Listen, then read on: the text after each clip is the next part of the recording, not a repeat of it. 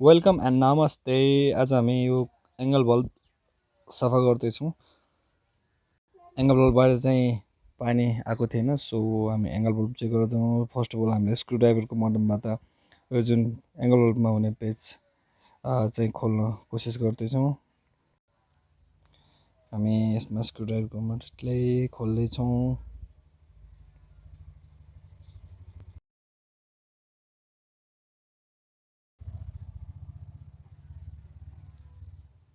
त्यो अलिकति मोटो भयो, सो अर्को स्क्रुड्राइभरले हामी खोल्यौँ र यसमा फेरि स्क्रुड्राइभरको मद्दतले हामी भित्रको नट खोल्दैछौँ र खोलिसकेपछि हामी प्लायरको मद्दतबाट चाहिँ हामी यो यसमा भएको एङ्गल बल्बमा भएको स्पिनर निकालेर अब त्यसमा के कस्तो भएको त्यो हेर्छौँ र त्यसमा भित्र केही पनि भएको अवस्था थिएन, सो हामी एङ्गल बल्बको पालमा हेर्छौँ र एङ्गल बल्बको पालमा पनि जङ्क खिया लागेर चाहिँ पाल बन्द भएको अवस्था थियो। सो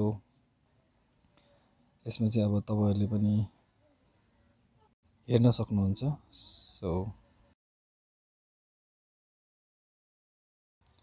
यसरी तपाईँहरू यहाँ हेर्न सक्नुहुन्छ कि पाल एकदम सानो भएको जस्तो छ र खियाले चाहिँ पाल सबै बन्द भएर चाहिँ पानी पनि नआएको अवस्था थियो।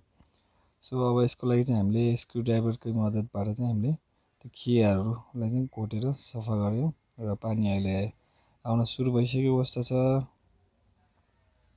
पानी मजाले आएको छ है।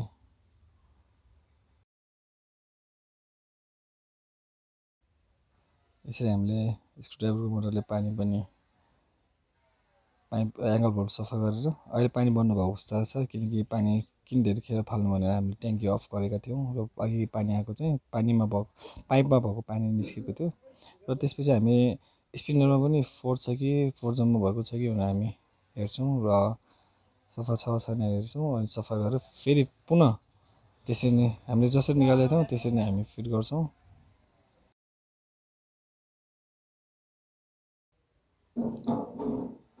यसरी वासर ठिक ठाउँमा पहिलेको अवस्थामा फिट गरिसकेका छौँ र यसलाई पुनः एङ्गल बल्बमै फिट गरेर हामी त्यसमा कभर लगाएर सेट गर्छौँ हामी।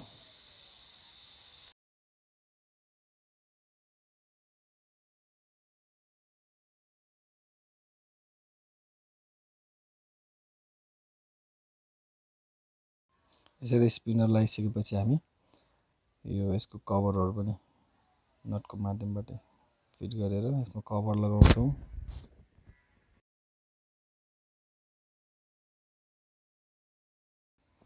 यसरी एङ्गल बल्ब फिट भइसकेपछि यसमा हामी कमोडको पछाडि कनेक्सन पाइप फिट गर्छौँ र यसमा पानी आएको छ भनेर हामी चेक गर्छौँ। एङ्गल बल्ब फिट गरिसकेपछि अहिले हामी पानी टेस्ट पनि गर्नुपर्ने अवस्था हुन्छ। सो हामीले पानी आएको छ कि छैन भने टेस्ट गरौँ र पानी अहिले आउन सुरु भइसकेको छ। सो हावा बाहिर निकाल्नुपर्छ, सो अलिकति टाइम लागेको अवस्था थियो। सो अहिले हामी कमोडमै फिट गर्छौँ र तपाईँहरू पनि आफैले यसरी एङ्गल बल्ब सफा गर्न सक्नुहुन्छ। पानी टेस्ट गर्दाखेरि अहिले पानी मजाले सञ्चालन भइसकेको अवस्था थियो। सो तपाईँलाई यो भिडियो कस्तो लाग्यो कमेन्टमा लेख्नु होला। यस्तै भिडियोको लागि सब्सक्राइब गर्नु होला। Thanks for watching.